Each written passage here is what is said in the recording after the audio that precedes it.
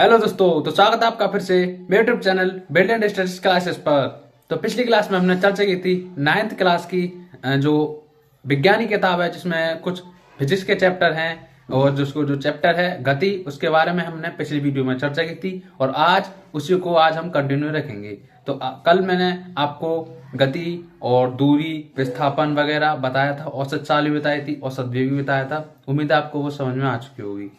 अगर नहीं समझ में आई है तो आप कमेंट कर सकते हैं, या जिन बच्चों ने वीडियो नहीं देखी है तो प्लीज वो पहले वीडियो उसको देख लें, क्योंकि आज मैं कराऊंगा न्यूमेरिकल्स।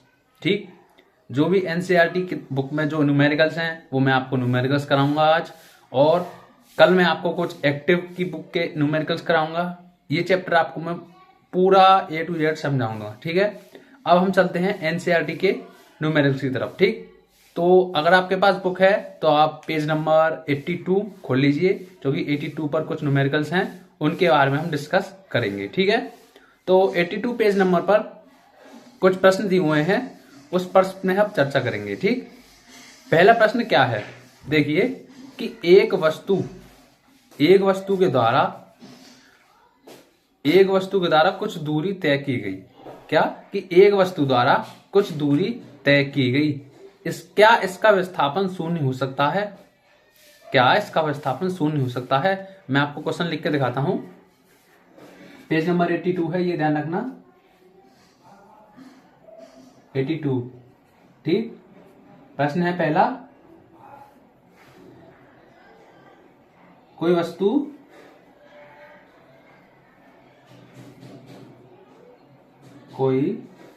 वस्तु कुछ दूरी तय करती है। ठीक है, दूरी तय करती है, तो क्या इसका विस्थापन, मैंने आपको विस्थापन कल समझाया था क्या होता है और दूरी क्या होती है। विस्थापन शून्य हो सकता है?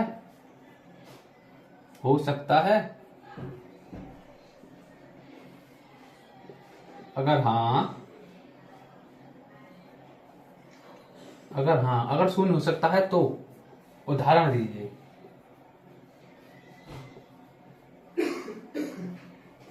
ये है आपका प्रश्न, एनसीईआरटी का प्रश्न है।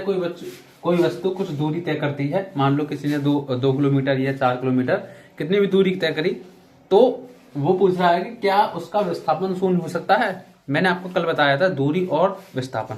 दूरी क्या होती है? दूरी हमेशा विस्थापन से बड़ी होती है, ठीक, अधिक होगी, और दूरी कभी भी शून्य नहीं होगी पहली बार, और कभी भी ऋणात्मक नहीं होगी, है ना। मैंने आपको कल बताया था। और विस्थापन क्या बताया था? विस्थापन हमेशा दूरी से कम या बराबर होता है, कभी भी विस्थापन दूरी से अधिक नहीं होगा। और मैंने आपको बताया था विस्थापन शून्य हो सकता है और धनात्मक हो सकता है और ऋणात्मक भी हो सकता है। विस्थापन धनात्मक भी हो सकता है, ऋणात्मक भी हो सकता है। अब पूछ रहा है क्या इसका विस्थापन शून्य हो सकता है? हाँ, हो सकता है, इसका विस्थापन शून्य हो सकता है। कब? वो पूछ रहा है कि अगर हाँ तो उदाहरण दीजिए। अगर हाँ तो उदाहरण दीजिए। अब उदाहरण कैसे दूं? मैं यहाँ अब इसको हल करता हूं, देखिए कैसे हल करूंगा। हल, हाँ, वस्तु का विस्थापन शून्य हो सकता है। मैं लूंगा हाँ, वस्तु का विस्थापन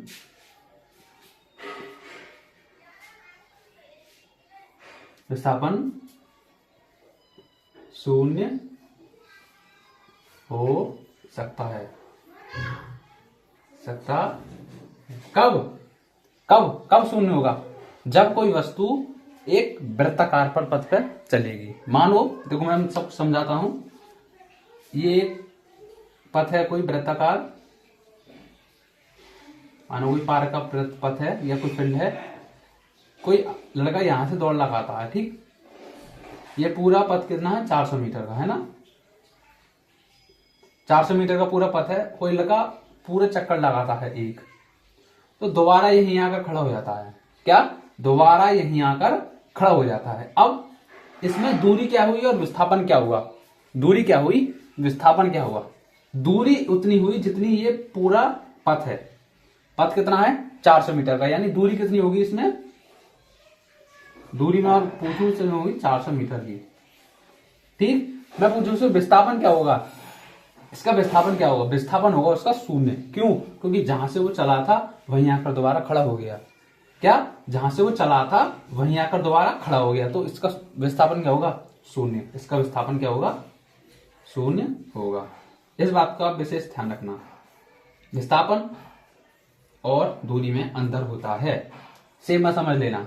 तो मैं क्या लिखूंगा यहां? मैं लिखूंगा कि अगर कोई वस्तु अगर कोई लड़का वृत्ताकार पथ पर एक चक्कर लगाकर वहीं आकर दोबारा खड़ा हो जाता है, तो उस स्थिति में उसकी दूरी 400 होगी और उसका विस्थापन होगा कितना होगा? शून्य होगा।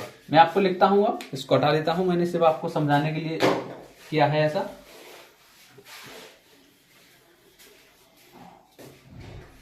हम यहां लिखते हैं शून्य हो सकता है कब? जब कोई लड़का या लड़की कोई भी हो सकता है, कोई लड़का किसी वृत्ताकार पथ पर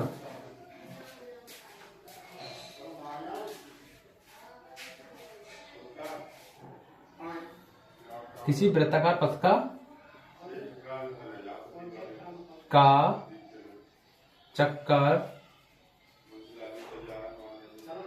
लगाकर पुनः उसी स्थान पर खड़ा हो जाए।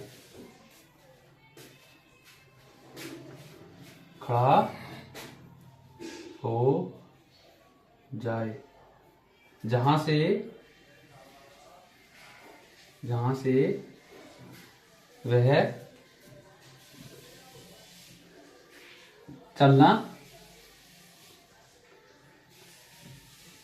शुरू किया था।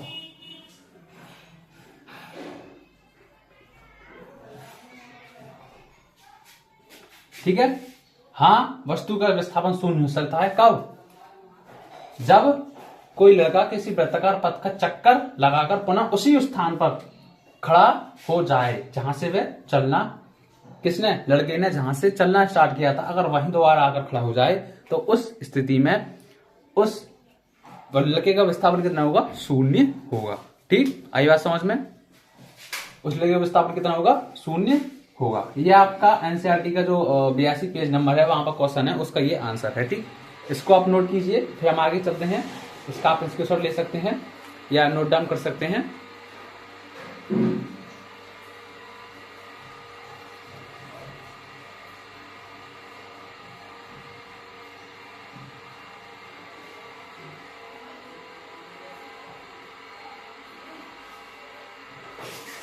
ठीक है, हम आगे चलते हैं।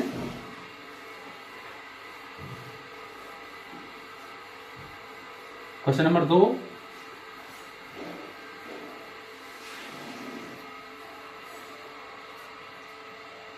क्वेश्चन नंबर 2 देखते हैं। क्वेश्चन नंबर 2 क्या बोल रहा है? क्वेश्चन नंबर 2 बोल रहा है कि एक किसान है, उसका एक खेत है जो कि वर्गाकार है।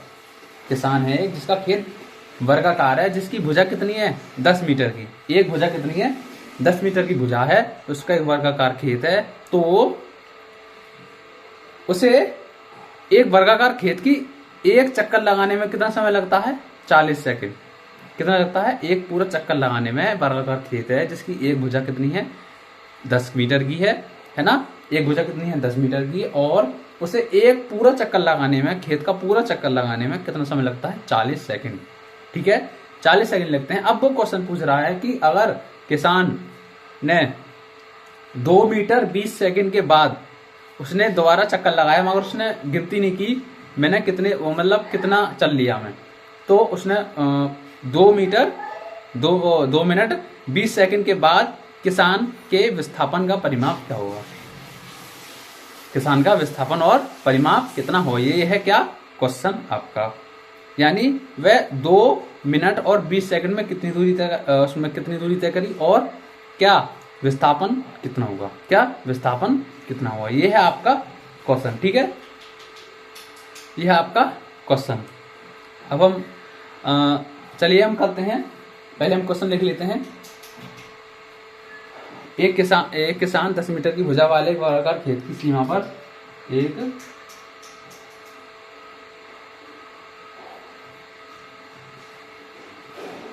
किसान 10 मीटर की भुजा वाले खेत का चक्कर कितनी सेकंड में लगाता है? 40 सेकंड में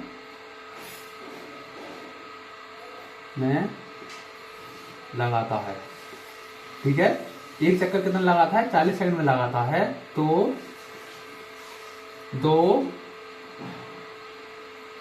2 मिनट में इंग्लिश में लिख देते हैं, मिनट और 20 सेकंड के बाद उसका विस्थापन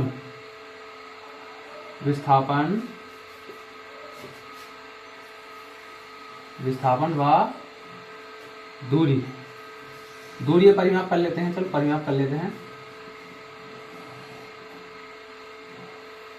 परिमाप क्या होगा? Question mark. एक किसान 10 मीटर की भुजा खेत का चक्कर लगाता है, कितने सेकंड में? 40 सेकंड में लगाता है। तो 2 मिनट 20 सेकंड के बाद उसका विस्थापन और परिमाप क्या होगा, ये है आपका क्वेश्चन। ठीक है, ये आपका क्या है क्वेश्चन। ठीक है, अब हम इसको सॉल्व करते हैं। हल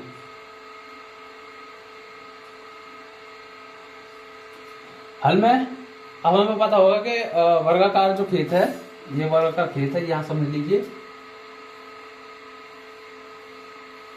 ये वर्गाकार खेत है जिसकी ये 10 मीटर है, तो ये भी 10 मीटर है, ये भी 10 मीटर है, ये भी 10 मीटर है। इसको एक भुजा का ये वर्ग, थोड़ा इसको वर्गाकार के रूप में कर लेते हैं, थोड़ा वृत्त हो गया। ठीक है, अब ये खेत है। ठीक है, खेत की एक भुजा कितनी है? 10 है। तो चारों भुजा ये वर्ग है, इसीलिए सभी भुजा समान होंगी। तो 10 10 10 10। ठीक है, तो अब इसको एक पूरा चक्कर लगाने में कितना समय लगता है? 40 सेकंड। ठीक है, एक चक्कर लगाने में कितना समय लगता है? 40 सेकंड। 40 सेकंड है ना। अब वो पूछ रहा है कि 2 मिनट और 20 सेकंड के बाद उसका विस्थापन क्या होगा? क्या 2 मिनट और 20 सेकंड बाद उसका विस्थापन क्या होगा, ये है इसका क्वेश्चन। तो अब हम क्या लिखेंगे, है ना? अब हम लिखेंगे, पहले हम वर्गाकार खेत का परिमाप क्या होता है वो देख लेते हैं। वर्गाकार खेत का परिमाप, वर्गाकार खेत का परिमाप कितना होता है? 4 इंटू भुजा। ठीक है, 4 इंटू भुजा। अब देखिए भुजा कितनी है? 10, यानी 4 गुणा 10 बराबर 40 मीटर। पूरे का परिमाप कितना हो गया? 40 हो गया। पूरे का परिमाप कितना हो गया? 40 हो गया। अब मैं क्या निकालूं? यहां पर मुझे परिमाप मिल गया 40। अब मैं निकालता हूं क्या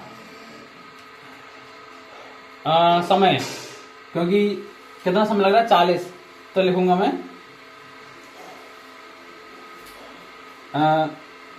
ये तो मैंने परिमाप निकाल लिया। यहां पर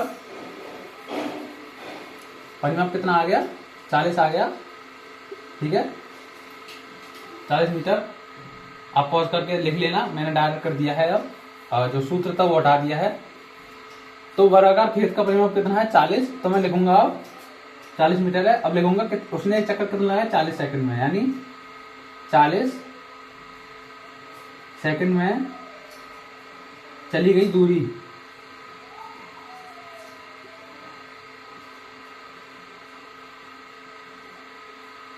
चालीस सेकंड में कितनी दूरी तय करी उसने 40 मीटर। क्यों? क्योंकि उसने पूरा एक चक्कर लगा लिया। क्यों? क्योंकि उसने एक पूरा चक्कर लगा लिया, पूरा एक परिमाप नाप दिया। ये मानो उसने यहाँ से स्टार्ट किया, इसको ए मान लेते हैं, इसको बी मान लेते हैं, इसको सी मान लेते हैं, इसको डी मान लेते हैं। ठीक है, उसने ए से स्टार्ट किया, यहाँ गया, यहाँ गया, यहाँ गया, दोबारा कहाँ आ गया, यहाँ ए पर, है ना, ए पर आ गया। तो उसने जब पूरा कितनी दूरी तय करी 40 मीटर की, क्योंकि एक भुजा कितनी थी उसकी 10 की, और 10 10 10, तो टोटल कितने होंगे 40, यानी 40 सेकंड में उसने कितनी दूरी तय करी 40। अब मैं देखता हूं कि 2 मिनट और 20 सेकंड, 2 मिनट 20 सेकंड है ना, इसको मैं सेकंडों में बदल देता हूं। 2 मिनट और 20 सेकंड है ना, इसको मैं सेकंडों में बदल देता हूं। देखो 2 मिनट 20 सेकंड बराबर कितने होंगे, 1 मिनट में कितने होते हैं 60, तो 2 में कितने होंगे 120, और प्लस 20 कर दो तो होंगे 140 सेकंड। ठीक, 140 सेकंड हो गए। हिंदी में लिख देता हूं, चलो सब चीज हिंदी में है। तो 140 सेकंड हो गई, यानी अब टोटल मुझे जो लगाना है वो कितने का लगाना है 140 सेकंड में कितनी दूरी तय करी वो मुझे लगानी है। ठीक है, अब देखते हैं हम चक्करों की संख्या। यहां लिखते हैं चक्करों की संख्या बराबर, चक्करों की संख्या बराबर क्या हो गया, कुल समय बट्टे परिमाप। कुल समय बट्टे परिमाप। अब कुल समय कितना है 140 सॉरी बट्टे 40। ठीक, तो 40 बट्टे 40, 0 से 0 घटा। ठीक है, 4 तिया 12, 2 बचा, पॉइंट 0 बढ़ाया 20 हो गया, 4 5 20, यानी 3.5 चक्कर। कितना 3.5 चक्कर कितने समय में लगाए उसने 140 सेकंड, यानी 2 मिनट 20 सेकंड में उसने कितने चक्कर लगाए 3.5 सेकंड लगाए। यानी देखो 3.5 चक्कर, यानी पहला चक्कर, फिर दूसरे चक्कर, फिर तीसरे चक्कर, फिर चौथे चक्कर लगाया वो बीच में ही अटक गया, यहाँ अटक गया, यहाँ अटक गया। ठीक है, क्योंकि उसने पहला चक्कर लगाया पूरा हो गया, दूसरा चक्कर लगाया दूसरा हो गया, तीसरा लगाया तीसरा हो गया, मगर चौथा लगा नहीं गया, तो चौथा उसने ये लगाया और यही गाड़ी उसकी अटक गई। कहाँ अटक गई, यहाँ सी पर उसकी गाड़ी अटक गई। तो उसने कुल कितने चक्कर लगाए 140 सेकंड में 3.5 चक्कर लगाए। एक तो आपका आंसर ये हो गया, इसको आप नोट कीजिए। फिर मैं आपको एक और आंसर बताता हूं, क्योंकि मुझे ये मैंने सिर्फ इसका क्या बताया है, परिमाप बताया है। मैं आपका भी इसको विस्थापन बताऊंगा कि कितना विस्थापन हुआ। ठीक है, अभी अभी नोट कीजिए, फिर मैं आपको आगे बताऊंगा। अब इसका स्क्रीनशॉट लीजिए।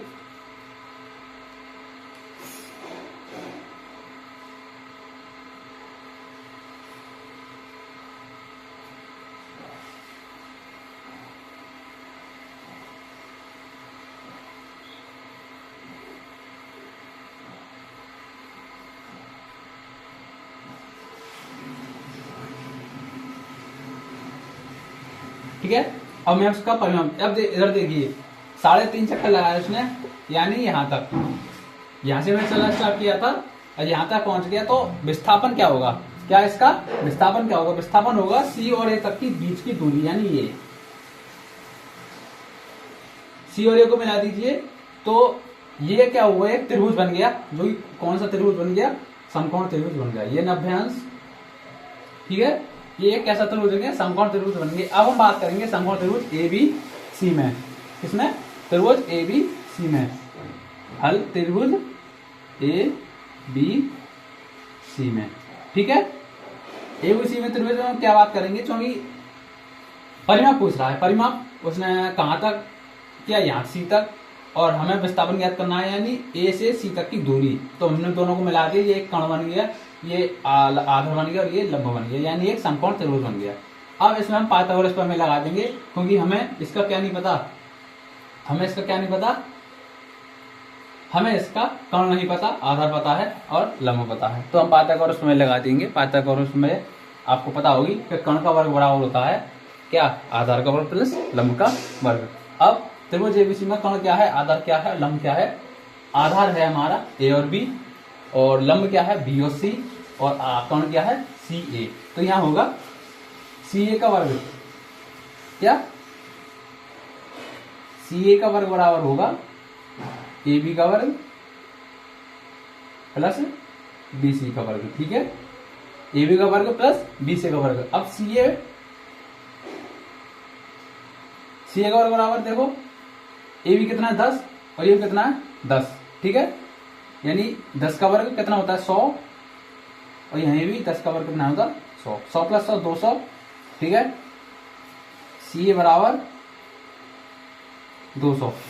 अब स्क्वायर को इधर लाऊंगा तो रूट हो जाएगा, सी ए बराबर रूट 200। यहां तक बात समझ में आई आपको।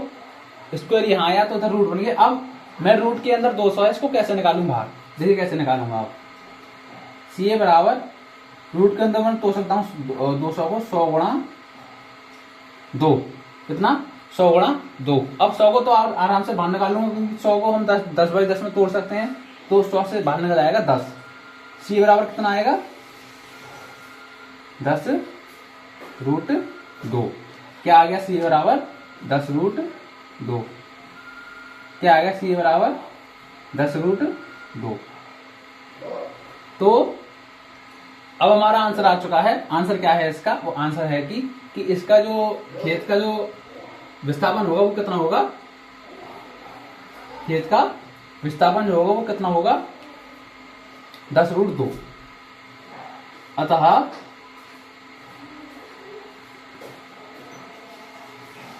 खेत का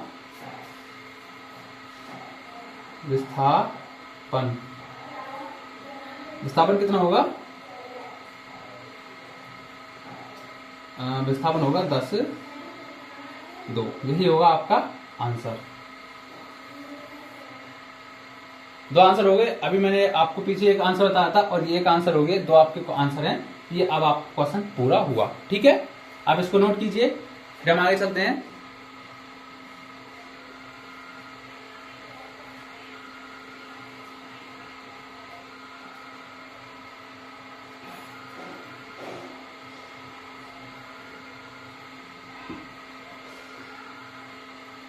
ठीक, अब हम आगे चलते हैं।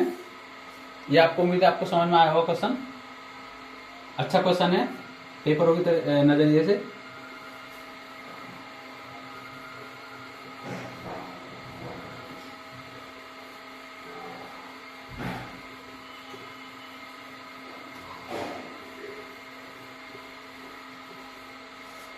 Question number 3, question number 3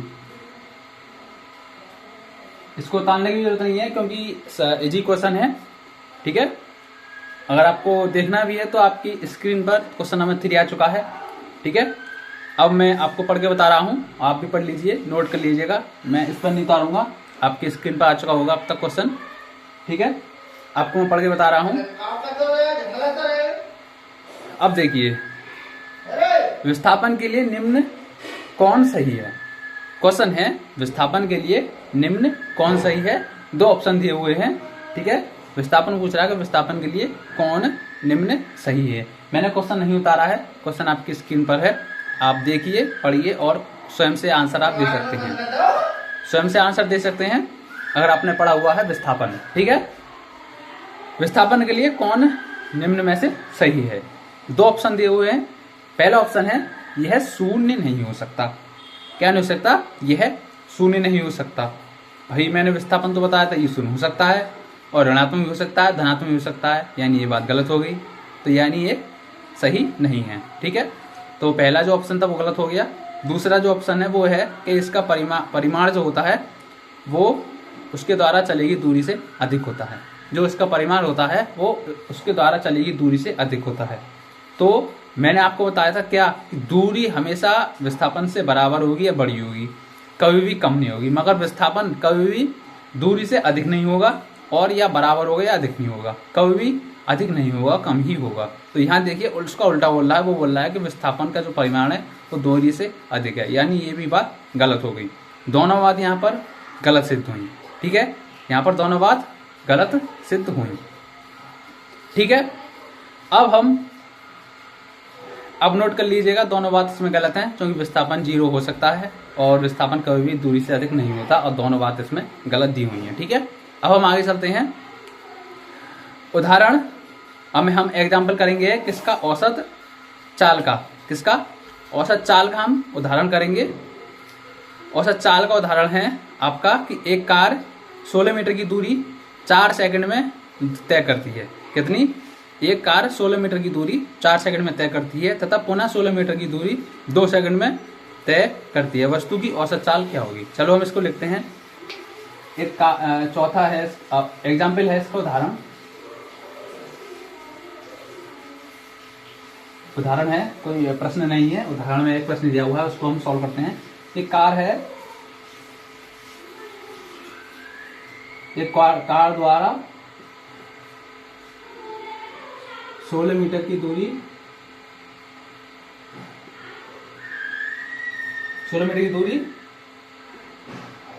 4 second में तय की गई।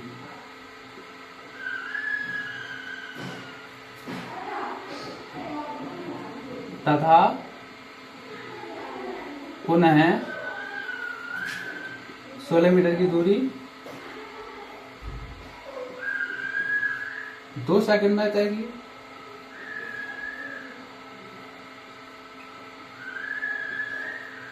तो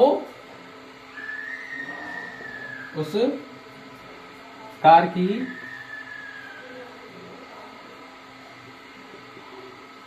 औसत चाल क्या होगी?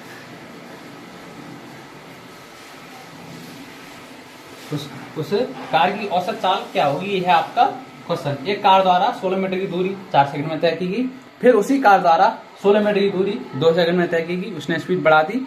पूछ रहा है कि उसकी औसत चाल क्या होगी। मैंने आपको पिछली वीडियो में बताया था कि औसत चाल का सूत्र होता है बराबर कुल तय की गई दूरी बट्टे कुल समय। क्या? कुल तय की दूरी बट्टे कुल समय। हम यहाँ हल करते हैं। ठीक, हल करते हैं। तो कुल दूरी कितनी तय करी कार ने? कार द्वारा कुल तय की गई दूरी, कार द्वारा कुल तय की गई दूरी बराबर कितनी? 16 + 16, 16 + 16 बराबर 32 मीटर। 32 मीटर की कुल दूरी तय की गई, किसके द्वारा? कार के द्वारा। अब कार द्वारा कितना समय? कुल समय, कार द्वारा लिया गया समय, कुल समय, कार द्वारा लिया गया कुल समय। कुल समय कितना लिया उसने? 4 सेकंड एक बार में लिए, 2 सेकंड एक बार में लिए, बराबर 6 सेकंड। ठीक, 4 और 2 ये 2 है, 4 और 2 6 सेकंड उसने समय लिया। अब हम क्या करते हैं इसमें औसत चाल का हमने सूत्र आपको मैं कल ही बताया, वो था औसत चाल बराबर औसत चाल कुल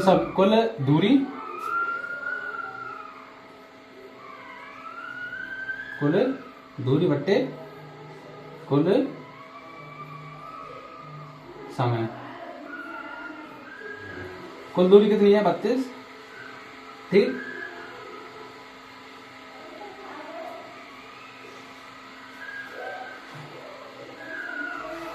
38 और समय कितना है 6 सेकंड। अब इसको काटिए, 6 बजे 30, पॉइंट लगा, 2 बचा, ठीक है, पॉइंट लगा कर 0 बढ़ाया, 36 18,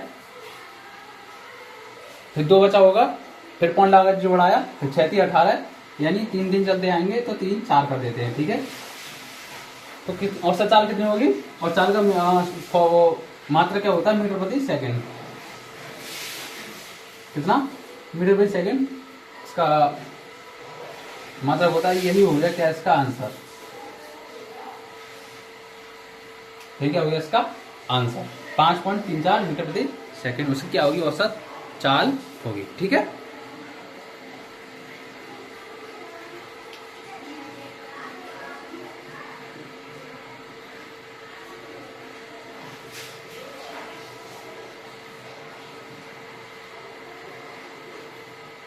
आपको ये बात समझ में आ चुकी होगी। हम आगे चलते हैं। ये उदाहरण है, कोई क्वेश्चन नहीं है,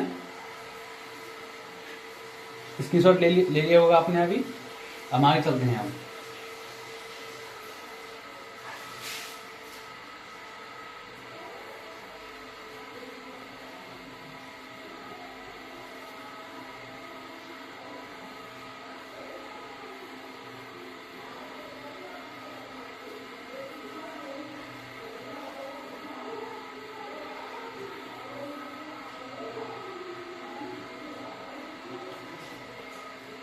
अब बात करते हैं हम पेज नंबर 84 की। पेज नंबर कितना, 84। अब पेज नंबर 84 पे आ जाइए, 84, यानी वहां पर कुछ क्वेश्चन दिए हुए हैं, उसके हम आंसर देखेंगे, ठीक है, उसके हम आंसर देखेंगे। पहला जो क्वेश्चन है वो है चाल और वेग में अंतर। क्या, चाल और वेग में अंतर बताइए। मैंने आपको पिछली वीडियो में बता चुका हूं चाल और वेग में अंतर क्या होता है। चाल और वेग में अंतर क्या होता है वो मैं आपको पिछली वीडियो में बता चुका हूं। अगर भूल गए हो तो आपकी स्क्रीन पर अंतर आ चुका है, आप चेक कर सकते हैं या नोट कर सकते हैं। मैंने कल भी बताया था आपको चाल क्या होता है और वेग क्या होता है। चाल एक अदिश राशि होती है और वेग एक सदिश राशि होता है, ठीक। तो आपकी स्क्रीन पर आ चुका है, आप नोट डाउन कर लीजिए। अब हम नेक्स्ट क्वेश्चन पे चलते हैं, ठीक है। नेक्स्ट क्वेश्चन, किस अवस्था में किसी वस्तु का औसत वेग, किस अवस्था में किसी वस्तु का औसत वेग का परिमाण उसकी औसत चाल के बराबर होगा, है ना। किस अवस्था में, क्वेश्चन है किस अवस्था में किसी वस्तु का औसत वेग, क्या उस वस्तु का औसत वेग का परिमाण और उसकी औसत चाल के परिमाण के बराबर होगा, यानी औसत वेग बराबर होगा औसत चाल का, किस अवस्था में। ये हो गया आपका क्वेश्चन, पेज नंबर 84। अगर आपको क्वेश्चन पढ़ना है, मैंने आपको पढ़ के बता दिया, अगर आप क्वेश्चन पढ़ना है तो स्क्रीन पर क्वेश्चन आ चुका है, आप क्वेश्चन पढ़ सकते हैं, स्क्रीनशॉट ले सकते हैं, नोट डाउन कर सकते हैं आप पर, अगर आपके किताब नहीं है, ठीक है, आराम से पढ़ लीजिए। अब मैं आपको इसका सॉल्यूशन बताऊंगा कि किस अवस्था में औसत वेग और औसत चाल समान होंगे, ठीक है, उसके परिमाण समान होंगे किस अवस्था में। हम इसका अब आंसर लिख सकते हैं, आंसर लिखते हैं इसका। पेज नंबर 84 है, 82 नहीं है। क्वेश्चन नंबर 2 है, इसका डायरेक्ट हम आंसर लिखते हैं क्योंकि हमने प्रश्न आपके बता दिया है आपको।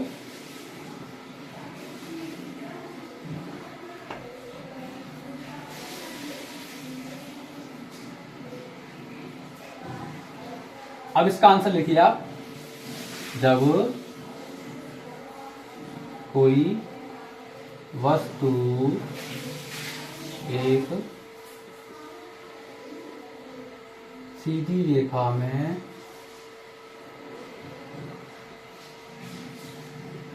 व एक ही दिशा में गति कर रही हो। जब वस्तु एक सीधी रेखा में व एक ही दिशा में गति कर रही हो, उस अवस्था में उसका औसत वेग और औसत चाल क्या होगा, बराबर होगा। क्या? औसत चाल और औसत वेग बराबर होगा। ये है आपका क्वेश्चन 2 का आंसर।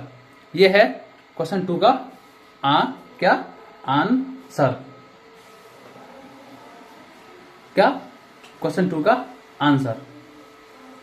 क्वेश्चन 2 का आंसर क्या है? जब वस्तु द्वारा एक सीधी रेखा में वस्तु एक दिशा में गति कर रही हो तो उसका जो औसत वेग का परिमाण होगा वो औसत चाल के परिमाण के बराबर होगा। ठीक, आप इसको नोट कीजिए, स्क्रीनशॉट ले लीजिए, फिर हम आगे चलते हैं।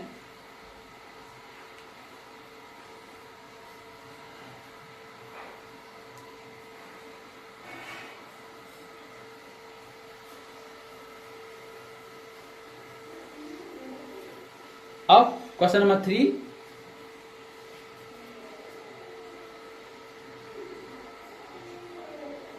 क्वेश्चन नंबर 3 है। अब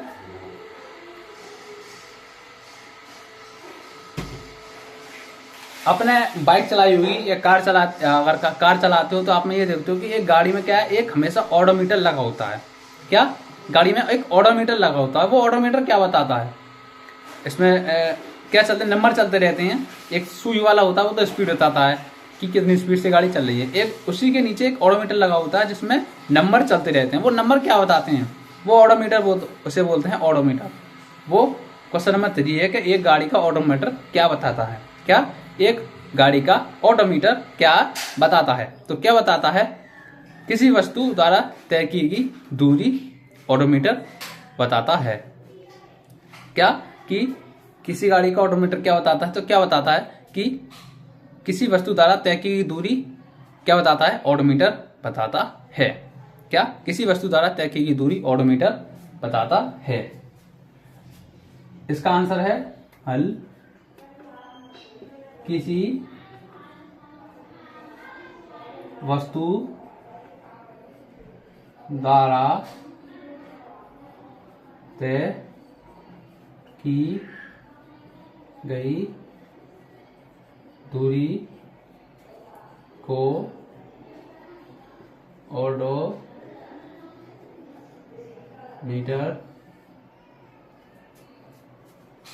बताता है।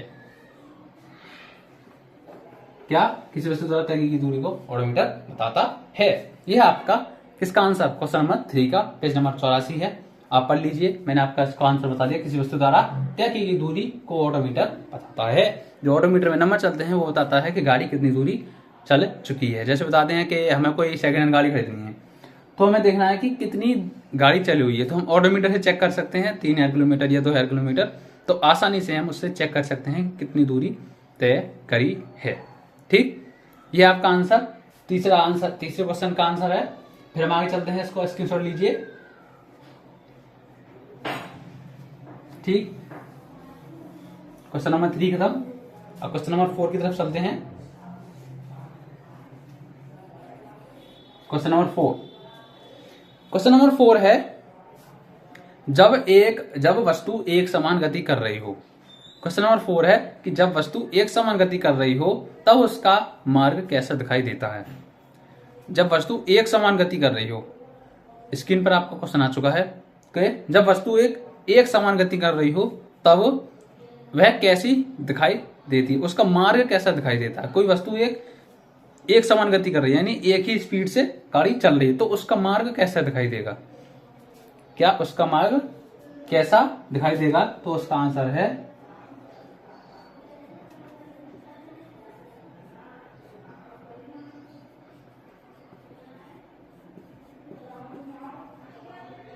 एक सीधी सरल रेखा। क्या? एक सीधी सरल रेखा दिखाई देगी, क्योंकि वो एक समान गति से गाड़ी चल रही है। क्या? गाड़ी चल रही है, तो उसका आंसर है एक सीधी सरल रेखा। क्या? एक सीधी सरल रेखा। यह है आपका क्वेश्चन नंबर 4 का आंसर। क्वेश्चन नंबर 5 बचा है, लास्ट क्वेश्चन है। फिर हम कल आपको जो प्रयोग है, जो उसमें प्रैक्टिस पेपर क्वेश्चन दिए हुए हैं, वो हम आपको कल कराएंगे। ठीक है, ये लास्ट क्वेश्चन है आज का, मतलब इसके बाद का चौथा क्वेश्चन का आंसर है एक सीधी सरल रेखा में आपको दिखाई देगी अगर कोई गाड़ी एक समान गति से गति कर रही है तो। ठीक, इसको हटा देते हैं। क्वेश्चन नंबर 5, क्वेश्चन नंबर 5 बड़ा है मगर इसका सॉल्यूशन बहुत छोटा है। वो कैसे, देखिए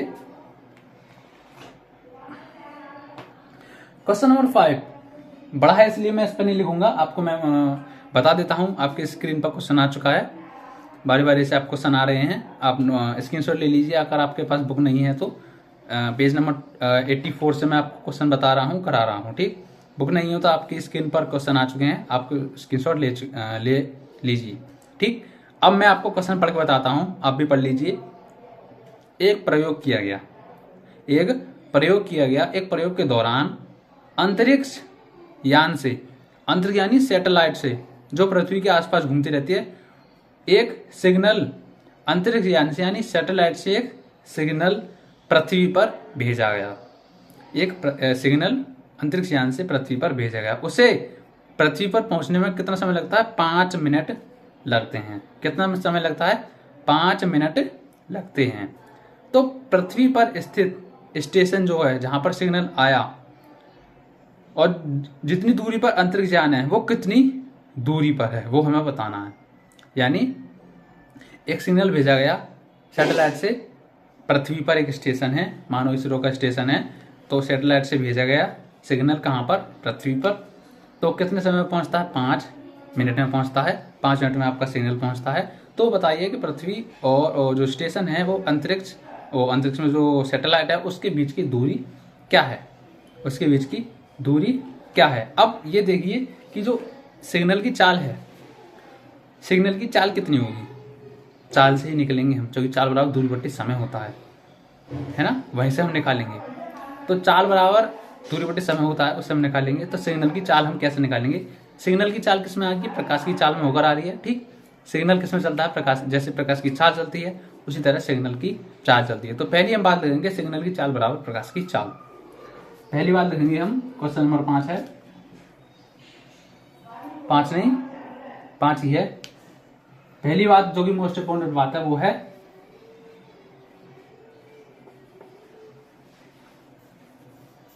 पहली बात क्या है? वो है सिग्नल की चाल बराबर प्रकाश की चाल। सिग्नल की चाल जो होगी प्रकाश की चाल के बराबर होगी। और सिग्नल प्रकाश की चाल क्या होती है? वो होती है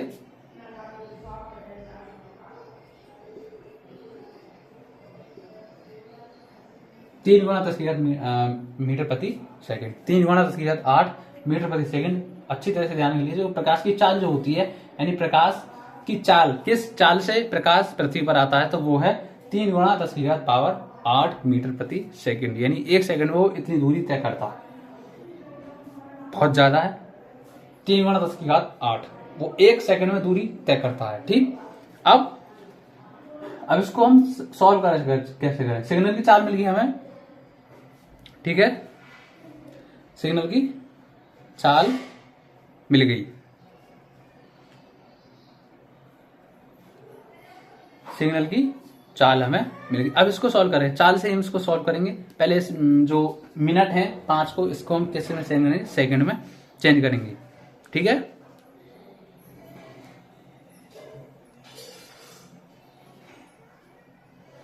तो सिग्नल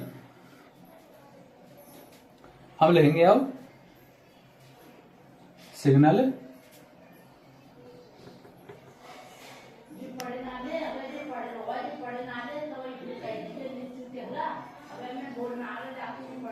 को पृथ्वी पर पहुंचने में लगा समय बराबर कितना? 5 मिनट।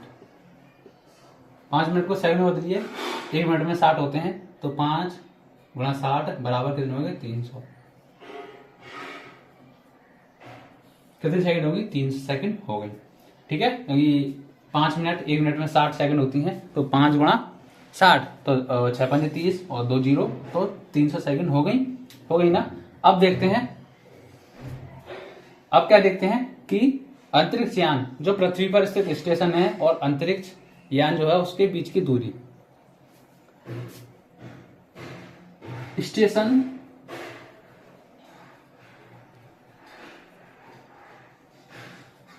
स्टेशन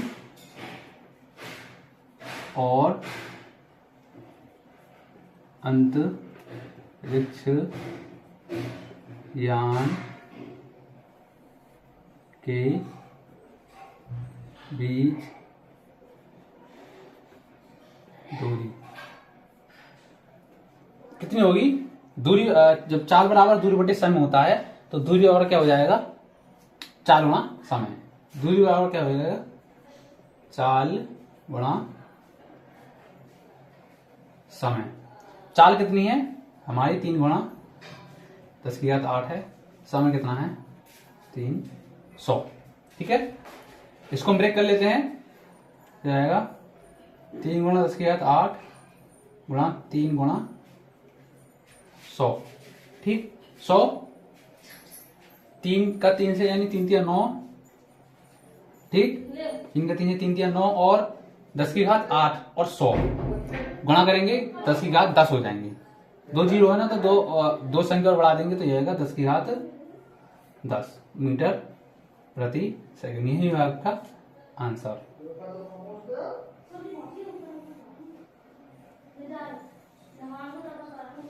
नौ गुणा 10⁸ 10 मीटर प्रति सेकंड इसका दूरी।